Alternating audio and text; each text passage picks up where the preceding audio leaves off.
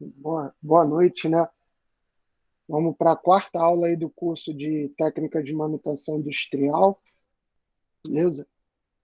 E agora a gente vai então começar a falar de planejamento da manutenção, né? A gente teve aquela aula introdutória, na aula passada a gente falou sobre os conceitos, né? Fizemos considerações e tal.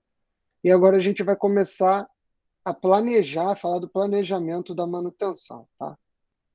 Na aula passada a gente falou da manutenção corretiva, né? Espero que todo mundo esteja aí alinhado com isso, né? Esse conceito, manutenção preventiva, a preditiva e a proativa, né? Então, esses quatro tipos aí, métodos, conceitos de manutenção, tem que estar, tem que saber bem, tá? Porque a gente vai usar ele o resto do curso inteiro. Falamos da curva PF, olha aí quem lembra. E falamos da curva da banheira, né? Olha aí as duas aí. Essa daqui é a curva PF, né? Se você lembra bem da aula passada, você vai ver que uma coisa que eu falei que precisava observar era justamente o que estava escrito aqui, né? Nesses nos eixos aqui, né? Então aqui eu não coloquei de propósito, na curva PF, se alguém lembra, aqui seria o tempo, né? Que seria o desempenho da peça, então, e aqui seria o tempo de uso. Aqui também seria o tempo de uso, né? Mas aqui já seria a quantidade de falhas, né? Então, vou colocar aqui número de falhas, tá? Que a gente viu na aula passada. Essa curva aqui chama PF, porque ela, o interessante dela é o ponto P e o ponto F, né? Onde aqui é a falha potencial e aqui é a falha funcional, né? E a gente viu atribuições dessas curvas, né? A curva da banheira, então aqui a gente viu que é a zona de falha prematura, né? Aqui no meio, aqui no final seria a falha por desgaste, né?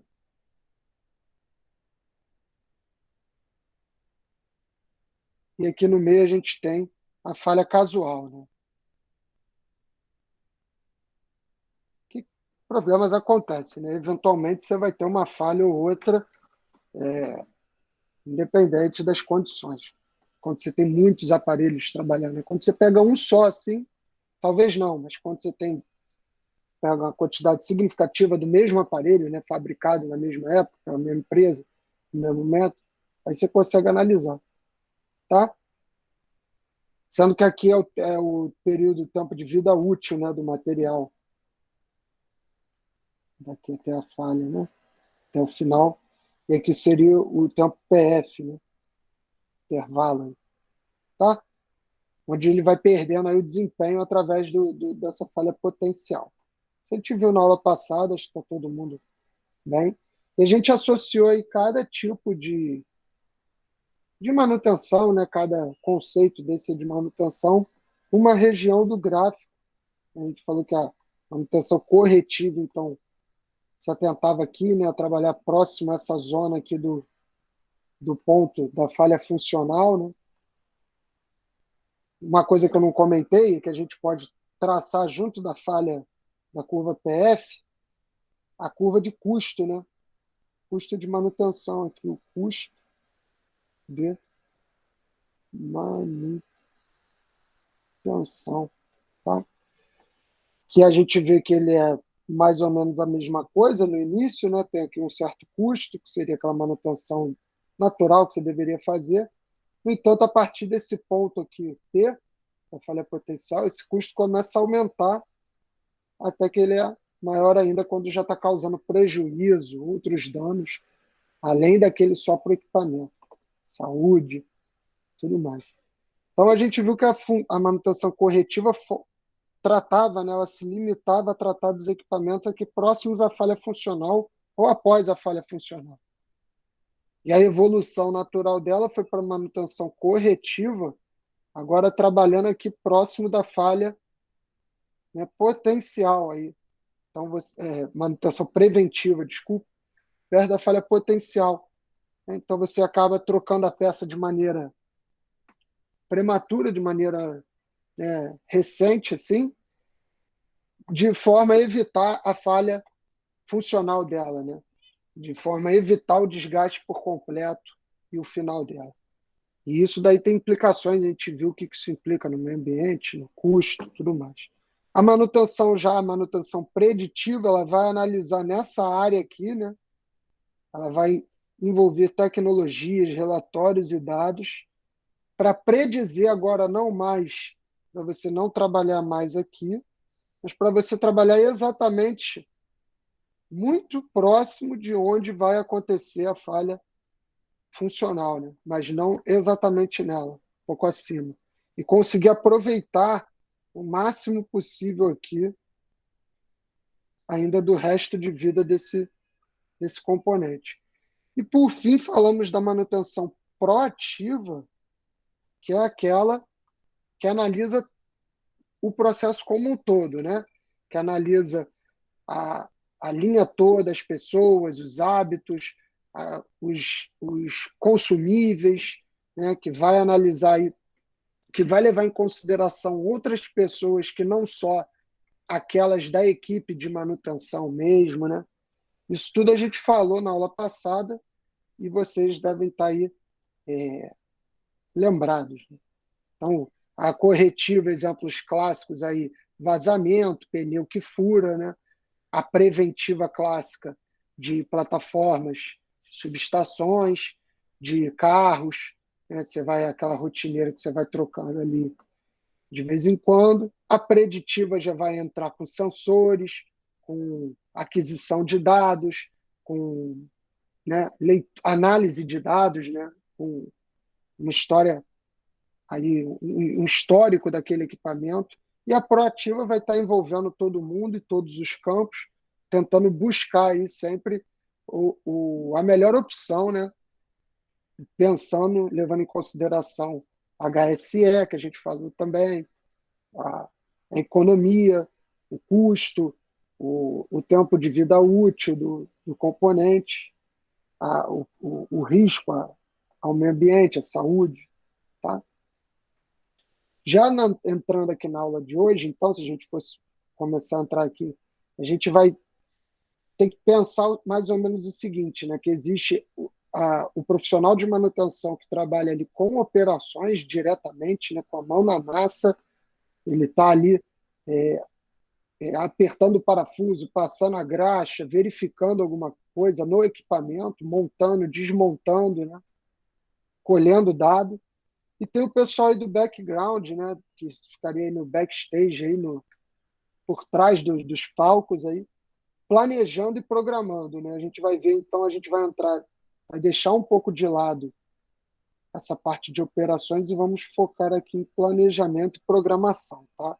Então, de hoje em diante, as nossas aulas, elas vão ter foco nesse tipo de manutenção aqui, nessa parte de manutenção que analisa, que está mais por trás da operação e está aí realmente pensando no planejamento e na programação. Como que a gente vai fazer, como que deve ser, quais são as atribuições aí que um programador hoje, né, e posteriormente um planejador de programação devem ter, né?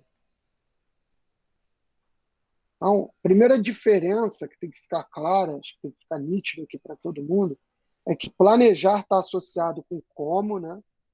Planejar está associado com como, enquanto que programar está associado com quando. É óbvio que você vai ter uma ocasião ou outra, né?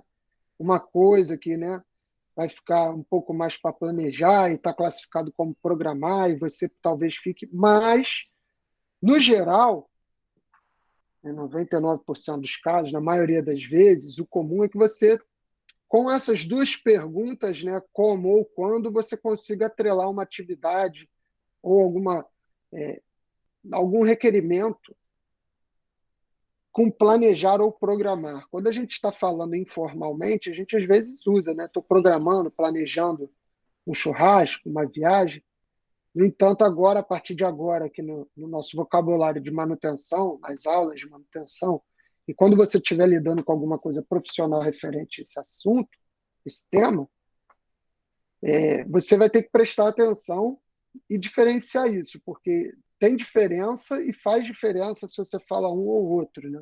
E as áreas e tudo mais, as tarefas são designadas para o planejador ou para o programador, para as equipes de programação ou planejamento, né?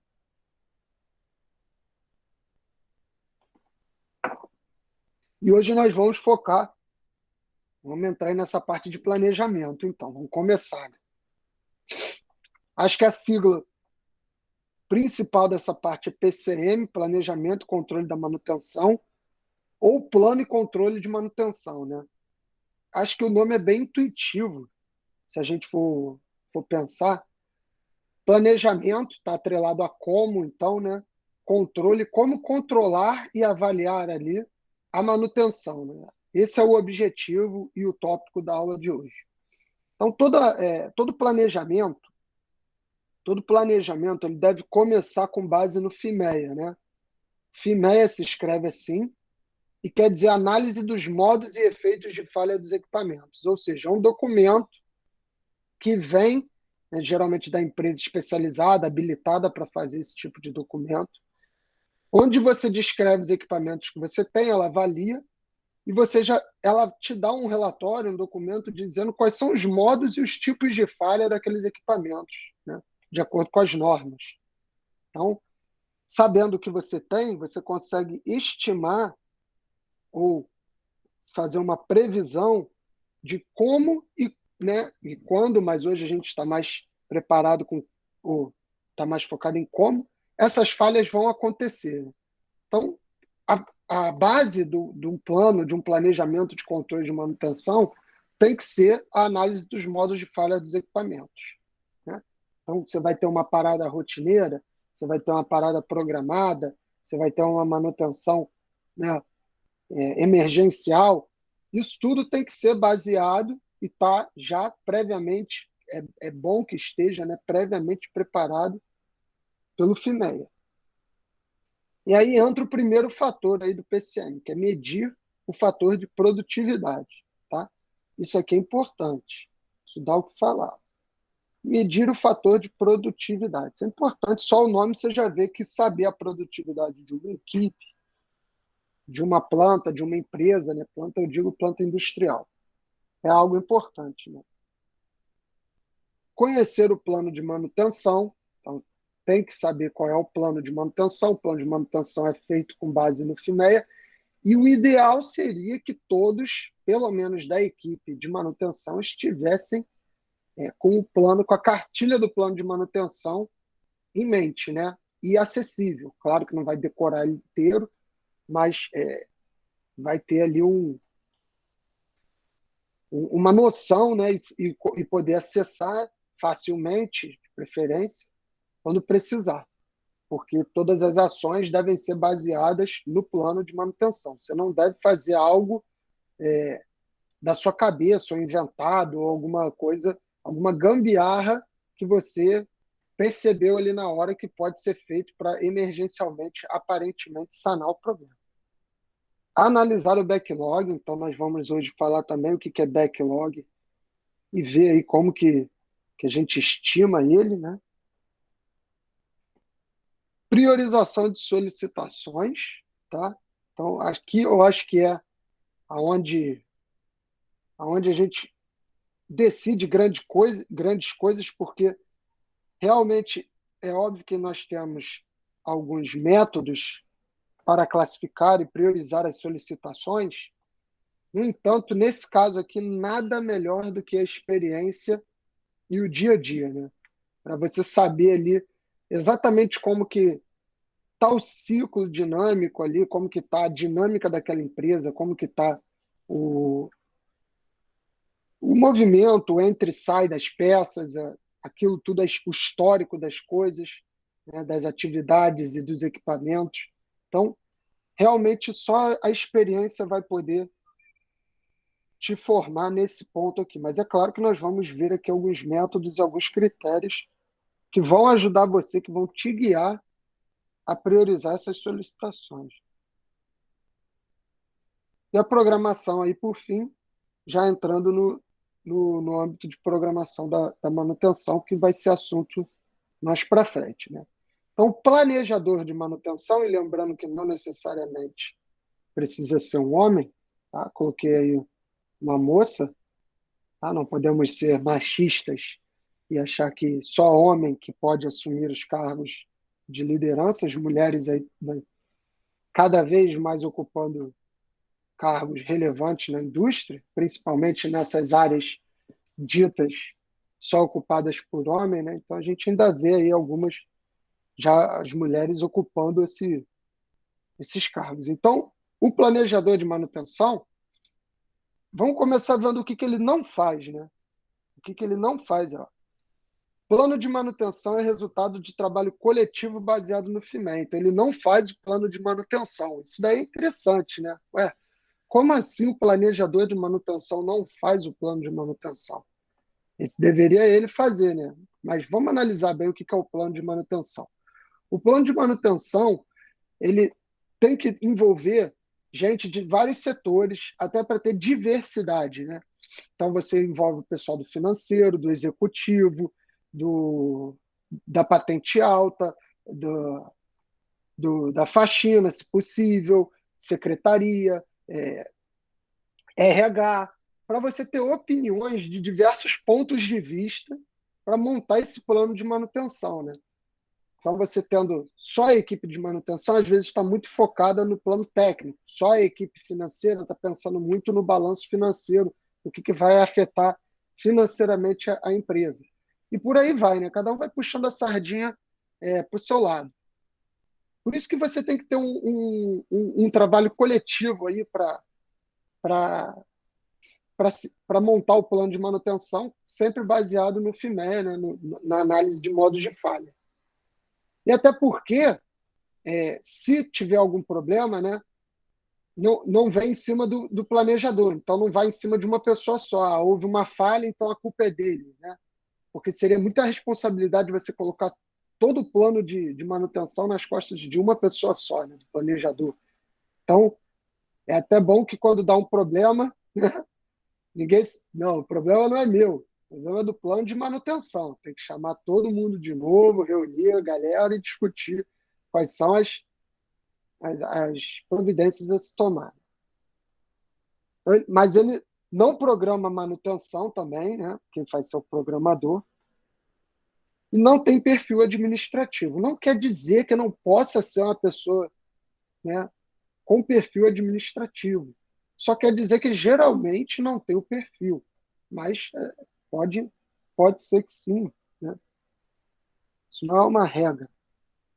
Agora sim, olha, o que ele faz? Ele elabora o plano de manutenção, ele vai ter que elaborar, tá?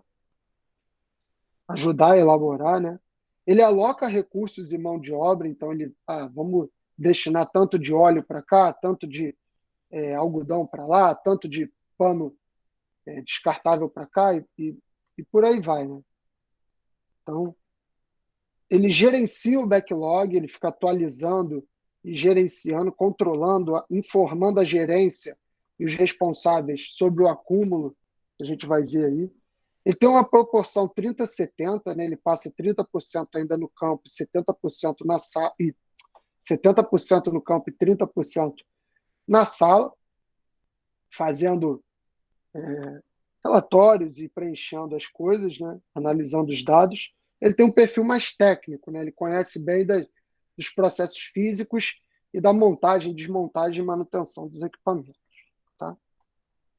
Então, uma descrição aí, para a gente ver como seria, mais ou menos, a gente poderia ver, você teria uma série de tarefas, algumas triviais, algumas mais complexas, que você poderia também, essa tabela é óbvio que não é uma regra, ela poderia ter infinitas colunas aí. Você tem aí, então, a oficina, né, seria tipo o tipo de reparo que vai ser feito de tarefa, se vai ser elétrica, mecânica, civil, né? A frequência, ou seja, quando que seria para fazer, de tempo em tempo, né? O tipo de manutenção, se é periódica, se é preventiva, se é corretiva, né? Se é só uma inspeção para verificar se tem alguma coisa, e as condições que estão no equipamento. E você também poderia adicionar data, poderia adicionar o responsável, as pessoas que fazem parte, os equipamentos de proteção individual que devem fazer parte dessa atividade, desse reparo, né? E aí a gente entra no fator de produtividade, que é primeira coisa a se analisar aí depois que você elaborou o plano, né? Você está com a análise de modo de falha, você vai ver como que se calcula, então, o fator de produtividade de uma equipe, de uma empresa, de um grupo, né? Então, o fator de produtividade ele é calculado da seguinte forma. É o range time, né? Ou seja, o tempo realmente com a chave na mão, esse termo vem do inglês, para determinar o tempo que o operador está realmente operando. Ele está ali aparafusando, ele está serrando, ele está passando óleo, ele está colhendo alguma amostra, né? Com o tempo, com a produtividade de mão de obra, que é o tempo que o profissional se ocupa com a atividade que ele foi contratado. Por quê? Tem hora que ele está fazendo outra coisa, tem hora que ele está numa reunião, tem hora que ele está respondendo e-mail, tem hora que ele está no banheiro, tem hora que ele está almoçando, tem hora que ele está fazendo um monte de coisa, né? Às vezes ele está ajudando um companheiro numa outra função, né? Não necessariamente ele está morcegando, assim, vamos dizer, não necessariamente ele está de corpo mole, né? Ele pode estar ali desempenhando uma outra função diferente da qual, porque agora está precisando, mas é o tempo, então, que ele passa realmente fazendo ali a atividade que ele foi contratado. Então, ele está lá contratado. Começou a estudar, colher informação, não sei o quê, analisar, separar o EPI que ele vai fazer, né, que ele vai precisar para fazer a atividade. E aí, quando ele vai realmente fazer a atividade, começa a contar o range time, que é o tempo com a chave na mão. Tá? No Brasil, né, pasme você, tem gente que acha que o fator de produtividade estava esperando aí algo em torno de 80%, né? 80, 90, nada disso, tá? Isso aqui é uma utopia. No Brasil, o nosso fator de produtividade ele está entre 12% e 25%, tá? E bota aí bonequinho de emoticon desesperado mesmo, porque é triste. Se você vai para países com mais desenvolvimento tecnológico, né? Também não muda muito, não. Não vai chegar nos 80, nos 90, que seria o ideal, tá? Mas melhora um pouco devido aos métodos, à organização, à cultura, à educação, né?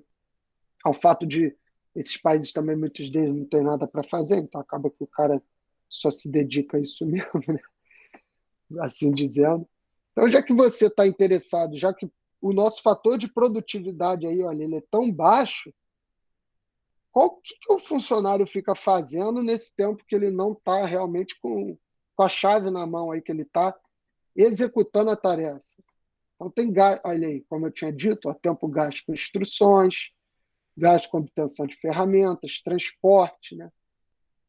Isso tudo aí, ó, tem aí os 5% que é a ociosidade, né? Que o cara está ocioso ali, fazendo nada mesmo, mas olha, é 5%. Às vezes ele está ocioso porque realmente ele precisa esperar uma tarefa ser cumprida para começar a fazer a dele, né? E por isso, o problema que a gente falou na semana passada do downtime nas plataformas, né? Imagina que você está com as tarefas todas alinhadas. Uma começa aqui, acaba aqui. A outra começa aqui e acaba aqui. E assim vai, né? Se você atrasa essa daqui, você atrasa todas as outras que vêm em sequência, né? Então, às vezes esse cara daqui está ocioso porque essa tarefa aqui atrasou, tá? Então, tem diversos fatores que vão entrar aí nessa consideração, né? E visto isso, visto o fator de produtividade, nós somos capazes, então, de calcular, para ter uma quantificação aí, as horas trabalhadas, né? O que a gente chama de HH ou HHT, homens horas ou homens horas trabalhadas, que nada mais é do que o número de horas que você tem disponível em mãos assim para realizar uma função, né? Então, se a gente tem um funcionário que trabalha um dia, vou simplificar para o caso mais simples possível, né?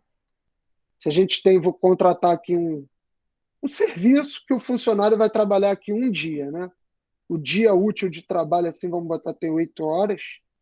Então, o nosso HH seria 8 horas, né? Porque a gente tem 8 horas de mão de obra disponível para executar. Só que é óbvio que a gente, quando começa a aumentar a equipe e entra numa empresa, a gente tem muitos mais funcionários e muitos mais eventos, né? Tipo, um precisa sair de férias, a outra engravida, o outro chega atrasado, o outro não sei o quê. Então, a gente vai precisar descontar as horas não trabalhadas das horas trabalhadas para poder chegar nesse cálculo de HH e ou HHT, como você quiser chamar. Então, seria nada mais, nada menos do que avaliar as horas trabalhadas e descontar as horas não trabalhadas por diversos motivos. Como que seria isso? Vou dar um exemplo, né? Então, uma empresa possui 70 empregados, é uma empresa robusta, hein? Essa daí é parruda. 70 empregados, ou melhor, colaboradores, né? Colaboradores. Porque agora as empresas não têm mais funcionários. É funcionário, empregado é um nome muito feio.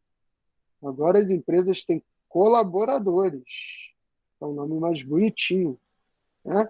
Não basta mais te escravizar. Tem que conquistar sua alma e seu coração também. Então, agora você tem que ser um colaborador da empresa, tá? Então, essa empresa parruda aí tem 70 colaboradores. A jornada de trabalho é de 8 horas por dia. Olha aí que maneiro. Não está obrigando ninguém a fazer hora extra, né?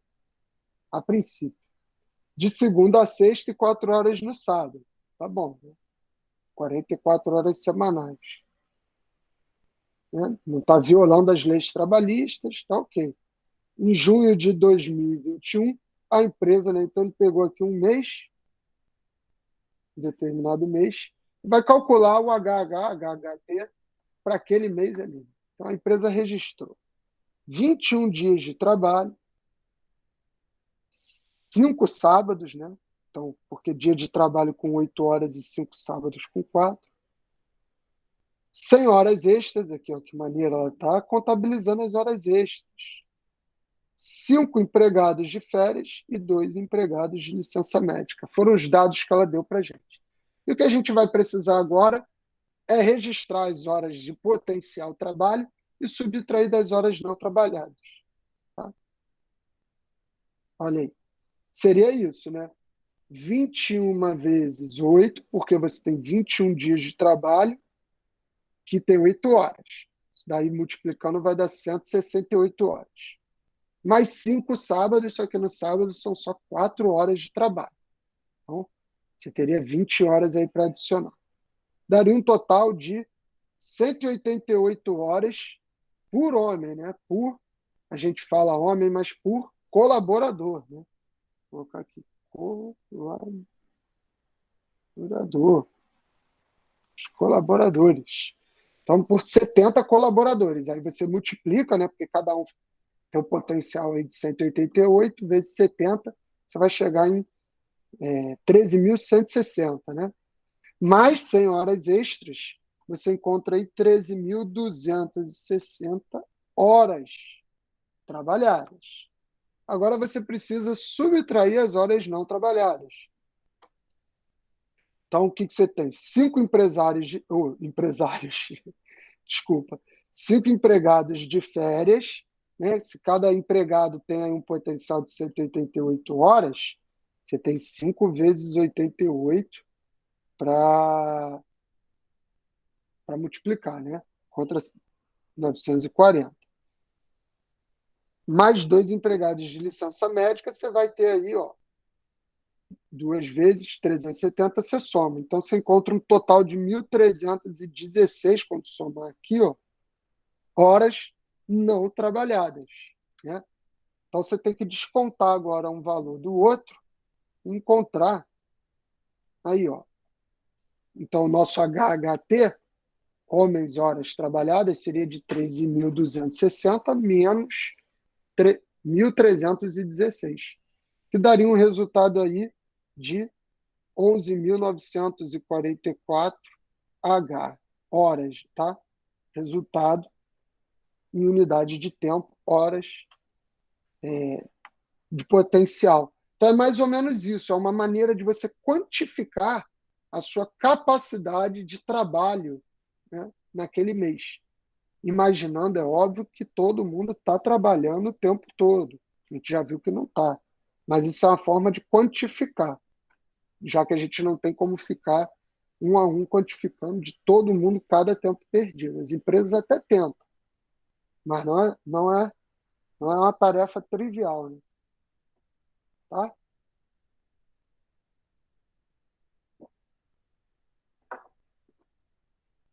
Fica aí, então, olha, se vocês quiserem fazer depois, eu vou começar aqui só para vocês verem um outro exemplo, é a mesma coisa. Uma empresa possui 150 colaboradores, a jornada de trabalho é de 9 horas por dia, de segunda a sexta. Essa daí não tem sábado, né? No mês em questão, registrou-se 21 dias de trabalho, 60 horas extras, 5 empregados de férias e 4 acidentes com 14 dias perdidos. Determine o HHT deste mês. Aí seria as horas trabalhadas, né? Horas trabalhadas. Seria o quê? 150 colaboradores, vezes 9 horas por dia, vezes 21 dias de trabalho, mais as 60 horas extra, tá? Tem aluno que erra porque esquece de somar as 60, as horas extras, no caso é 60, né? E aí comete um pequeno engano, mas acaba perdendo ponto aí, tá? E aí você encontra aí um valor. E agora você tem que somar as horas não trabalhadas, né? Horas não trabalhadas. As horas não trabalhadas são 5 empregados, ó, errei de novo, 5 empregados de férias, então 5 vezes 9 vezes 21 seria o potencial, né, desses 5 daí, mais 4 acidentes com 14 dias perdidos, né? Então, 4 acidentes que você perdeu 9 horas por dia durante 14 dias. Então, você teria que fazer isso, nessas continhas aí. Aqui você somaria um com o outro e depois subtrairia esse desse para achar um valor em horas, tá? Então fica aí para casa, quem quiser aí continua, encontra o resultado e vê se consegue. A gente agora vai falar do outro ponto, que é o backlog, né? O backlog nada mais é do que o acúmulo, né? Medida aí o fator de produtividade, então você mediu o fator de produtividade, mediu, começou a contabilizar, né? Contou os HSH e os HSHT, que é a mesma coisa. Agora você tem capacidade de estimar o backlog, né? O backlog é o acúmulo, é o atraso, né? É algo que está ali acumulado, sobrando para você fazer. E o interessante, isso daqui é interessante, né? Ele é determinado a partir dessa equação aqui, dessa expressão bem simples, somatório de HH em serviço pendente e total de HH disponível, né? Então você tem aí o, a, essa soma, primeiro você soma e depois divide, e o interessante é que isso daí tem que estar em torno de 3 a 4 semanas, né? Um backlog saudável, vamos dizer assim, seria em torno de 3 a 4 semanas. Por quê? Se você tem um backlog muito extenso, né, já é um sinal de que você provavelmente não vai conseguir cumprir o prazo. A não ser que você contrate mais gente, diminua a qualidade aumentando a velocidade, né? Isso tudo aí pode ser feito, mas já é um indício de que você está meio atrasado, tem uma dificuldade de cumprir o prazo. Se você está com um backlog aí de 2 meses, né, tem coisa ruim acontecendo aí. Se você, por outro lado, não tem backlog nenhum, algo está errado também, né? Porque nenhum trabalhador normal no Brasil não tem nenhuma atividade acumulada. Então, isso daí já é até um sinal para você ficar preocupado, porque o próximo passo é você ser demitido, né? Se você não tem, se a sua equipe não tem backlog, não tem atividade acumulada, você já está praticamente com o pé fora, né? Porque não está precisando muito de você. Mas tudo bem. Então, seria isso, né? Se a gente olhasse aqui essa representação, parece aqueles negócios lá chinês, japonês, né? De yin e yang e tal, aquelas bolas preta e branca, mas não é não. É só para representar, né? Se a gente tivesse aqui o verde claro fosse tarefas acumuladas, e aqui o verde escuro fosse a sua capacidade, né, de realizar tarefas, né? Se você tem mais capacidade do que tarefa, esse caso aqui, então você não tem backlog, né? Você pode executar todas as tarefas que precisa, logo você vai lá e executa. No entanto, se você tem mais atividades do que capacidade, aí é necessário realmente que você comece a calcular o backlog, e aí você tem um determinado backlog. Você pode imaginar o backlog como se fosse um reservatório, né? Um recipiente, ou seja, a equipe de manutenção é como se fosse esse recipiente aqui, né? Ela está aí com um monte de tarefas, e o nível de água aí seria as tarefas a cumprir, né? E, e, e aqui é a galera chegando com ordem de serviço, com solicitação, com demanda, e aqui são os operadores de manutenção saindo para resolver, né? Repara que se você tem mais gente, mais demanda chegando, né? Mais tarefas chegando do que capacidade de resolver, você vai acumulando tarefas e o nível vai subindo, né? No entanto, se você contrata aí mais gente, se você capacita suas pessoas, se você melhora as máquinas e os equipamentos à disposição, né? Você começa a ter mais saída aqui e o nível vai começar a descer. Seria mais ou menos isso, né? E, o interessante é que o saudável é que fique esse equilíbrio, né? O backlog que ele suba um pouco, então você acumula tarefa e você resolve as tarefas. Acumula tarefa e resolve tarefa. Acumula, né? Oscilando aqui em torno de um ponto que é mais ou menos esses 3 ou 4 semanas, né? Por aí, tá? Só tomar cuidado também, porque às vezes o cara analisa num período de tempo muito curto, né? Ou seja, ele olhou só daqui até aqui e não olhou o total, né? Porque às vezes você tem aí uma subida e descida, mas no geral você está acumulando mais do que resolvendo, né? Então aqui existe uma tendência, apesar aí de estar oscilando. Então tem que ficar atento, porque a curto prazo às vezes você está assim, né? Oscilando direitinho, mas a longo prazo você pode estar indo para uma situação pior.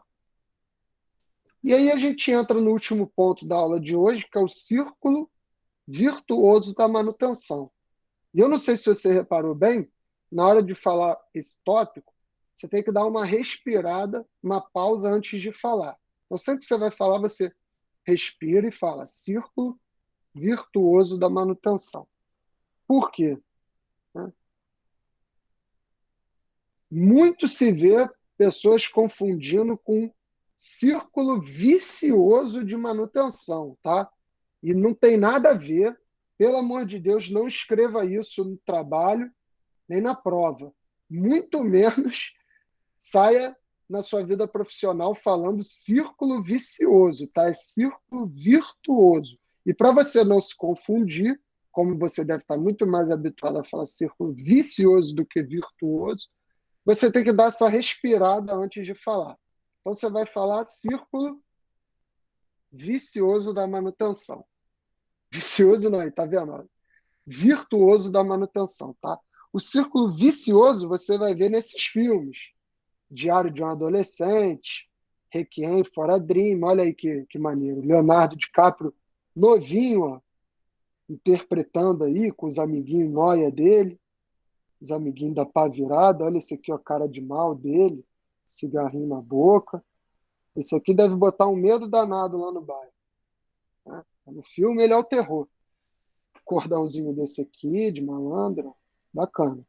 Aí, enfim, Requiem for a Dream também é um filme que, se você não estiver bem emocionalmente, eu nem te recomendo ver, porque a música que eles colocaram, ela vai entrar na sua cabeça e vai ficar uns 3 dias te assombrando com aquelas cenas ali, um filme meio pesado. Mas vale a pena assistir, tá? Então não fala de jeito nenhum círculo vicioso, tá? E muito menos ciclo vicioso, tá? Que ainda é pior do que a primeira opção. Círculo vicioso ainda está mais errado do que círculo vicioso. Então, o círculo da manutenção é um círculo virtuoso, tá? Tem que ser nada de vício, um círculo virtuoso aí de virtudes para você estar sempre progredindo e evoluindo com a manutenção, tá? E olha os emoticons aí, os bonequinhos desesperados, se inscrever na prova, círculo vicioso ou ciclo virtuoso, né? Eu vou te zoar. Então tem que respirar antes de escrever e de falar. Tá? E esse nome foi dado, presta atenção aí, tá? Estamos quase terminando. Esse nome foi dado devido a esse método PDCA, que vem do inglês de Plan, Do, Check and Act, né? Que é planejar, fazer, checar, verificar e agir. Que eu acho que esse daqui, né, daqui para cá, né, aqui esse é o mais fácil de todos. O brasileiro ele é muito bom em planejar. Né? Me chama que eu faço plano para caramba. Fazer plano eu sou muito bom. Executar já é um pouco mais complicado, né? Difícil. Nem, não é todo mundo que executa. A gente vê que tem muita gente que fica só no plano. É aquele cara, né? Que passa o semestre inteiro preparando o plano de estudo dele para a prova, mas nunca estuda mesmo para a prova. Então, quando acaba o semestre, ele tem lá um índice bonitinho dizendo todos os dias o que ele vai estudar, mas na verdade ele ainda não estudou nenhum dia, né? Então, fazer é um pouco mais difícil. E aí começam os problemas psíquicos e psicológicos aí de cada um, né? Check, verificar. Isso daqui é complicado, porque filho feio não tem pai. E muitas vezes você faz alguma coisa, você está começando, fica mal feito, né? Então você prefere nem ver aquilo ali para não ver a besteira que você fez. Ficou horrível. Então você tem até dificuldade de checar. Mas checar é a parte fundamental do processo, que é a partir disso que você consegue tirar conclusões, né? E observar o que está acontecendo, como que o processo está reagindo àquela atitude que você teve. Você fez alguma coisa para mudar aquele processo, para mudar aquela, aquele método, e como que isso daí reagiu, né? Então você tem que verificar. E por fim, act, que é agir, né? De fato, fazer alguma coisa a partir dessa verificação. E aí mais difícil ainda, porque aqui já envolve reflexão, né? Busca por soluções. Então você verificou, você planejou, fez, verificou, e agora você tem que buscar as soluções para melhorar ainda mais, para corrigir o que tem de errado, por aí vai, né?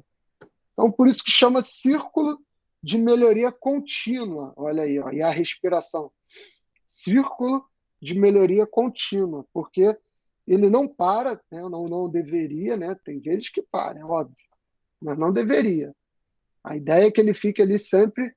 Você então vai lá, planeja, realiza, checa e age em cima daquilo. Agiu, volta a planejar novamente, né? Planeja, então volta.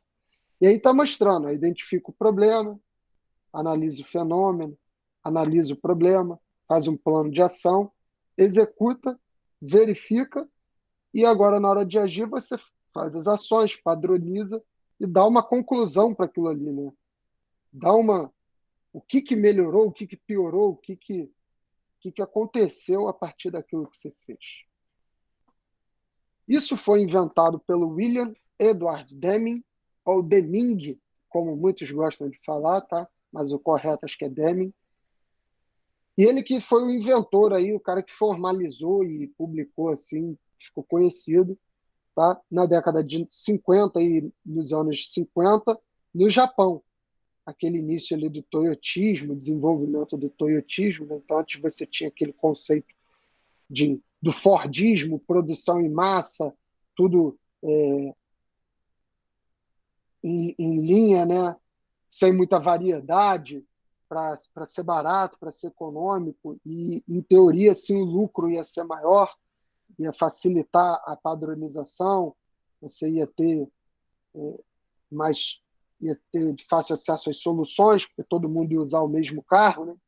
Só que isso gera problemas, isso gera, né, do mesmo jeito que também, se você produz, aí acaba que o seu projeto tem um erro, você está com um erro no projeto do carro de todo mundo, né? Então, já migrando aí para o toyotismo, o William Edward Deming, né,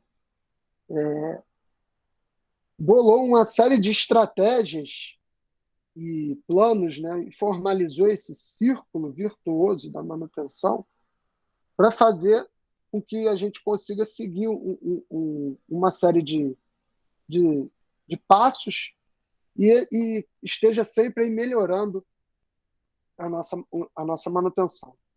Começando aí pelo planejamento, acho que já é comum, já é de saber, ó. Então tem que definir a matriz de risco, isso é fundamental, nós vamos ver a aula que vem, como que faz, o que isso que quer dizer, né? Definir os fluxos de processo, analisar o FIMEA, elaborar o plano de manutenção, cronograma de 52 semanas, esse aqui é o cronograma anual, né? Ordens de serviço, planejamentos semanais, e aqui você tem que ter, ó, através disso, atualização, né? Não adianta você falar lá em agosto que está acontecendo um problema que você detectou em abril, porque não estava previsto no cronograma de 52 semanas, aí você não podia fazer nada, porque não, né? Você tem que atualizar, você tem que ir com os dados que vêm vindo do campo e da galera de operações, junto com as estratégias da empresa e as demandas financeiras, as necessidades financeiras, e atualizando esse planejamento aí com o passar do tempo para que ele possa ir acompanhando os processos, né? E a ordem de serviço a gente vai ver também na aula que vem o que ela representa e como que se faz, ou deveria, né? Qual é a metodologia para você seguir aí e conseguir fazer uma metodologia de ordem de serviço eficiente, né? Que realmente vá levar a informação necessária, objetiva, para o profissional que ela precisa chegar, e não seja algo vago ou mal feito, ou de qualquer forma, só para se livrar da tarefa. A gente vai discutir dela da aula que vem. Na hora de executar os planos, controle de prioridades, olha aí, no início da aula eu falei, dizendo que isso aqui talvez seja o mais importante por causa da experiência, e manutenções corretivas, né? Eventualmente você vai lá e faz uma ou outra. Olha aí a manutenção corretiva associada ao executar do círculo virtuoso da manutenção. Então, verificar, você tem custos, distribuição percentual dos tipos de manutenção, KPIs, cumprimento do cronograma, disponibilidade inerente e confiabilidade, tá? Confiabilidade também é fundamental porque isso aqui é tipo jogo do bicho. vale a credibilidade que a empresa tem, né? Você não vai checar se a empresa tal, a empresa tal. Uma pessoa ou outra, geralmente, assim, que entende mais do assunto, vai checar ali cada coisa de uma empresa. Mas o usuário, a pessoa que está ali consumindo, que está aproveitando daquele serviço, ou muitas vezes até um funcionário, um colaborador, desculpa, eventual, ele vai consumir aquilo daquela empresa, ele vai se associar aquilo de acordo com a confiabilidade, né? Então você confia que aquela marca ali é boa, você confia que aquele procedimento ali é, traz resultados que estão sendo, que são os que estão ditos ali, né? No entanto, se você compra coisas sem procedência, coisas no mercado paralelo, tudo pode acontecer, desde não funcionar até explodir, até falhar meia hora depois, até funcionar quando ele quer. Aí, né, todo tipo de entidade pode aparecer. Agir, então, solução dos problemas, como eu falei, ó, plano de manutenção, atualizando aí, correção dos desvios, tá? E análise das causas, porque isso aqui é importante, né? Se você teve um problema, primeiro você conserta, resolve, e depois você vai estudar a causa dessa falha, desse problema, para que ele não se repita, né? Então você e atualizar, e escrever isso para que quando você não estiver, vai ver seu dia de folga, vai ver se você está alocado em outra atividade, alguém precisa ter ali disponível, tá?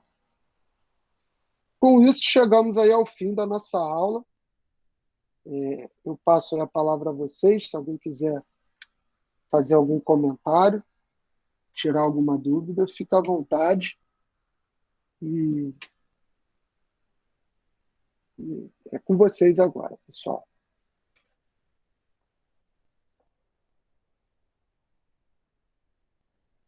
Tudo tranquilo, professor, deu para entender bem. Beleza. Tranquilo então, galera.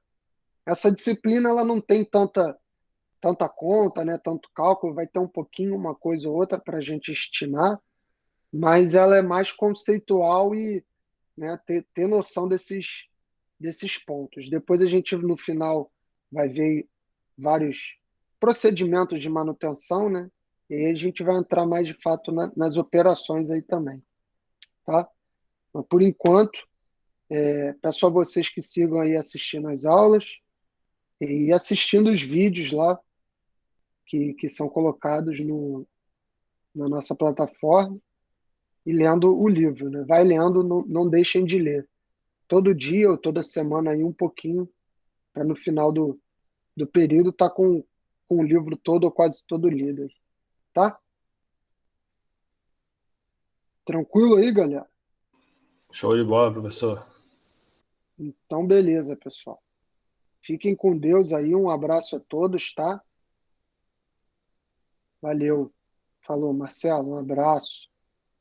Valeu, Tchau, professor, tchau. abraço. Tchau, galera. Falou, boa noite. Desculpa, apertei errado. Obrigado, pessoal. Um abração. Valeu, Marcelo. Valeu. Tchau, tchau. Valeu pela aula. Um abraço. Falou, tchau, tchau. Valeu.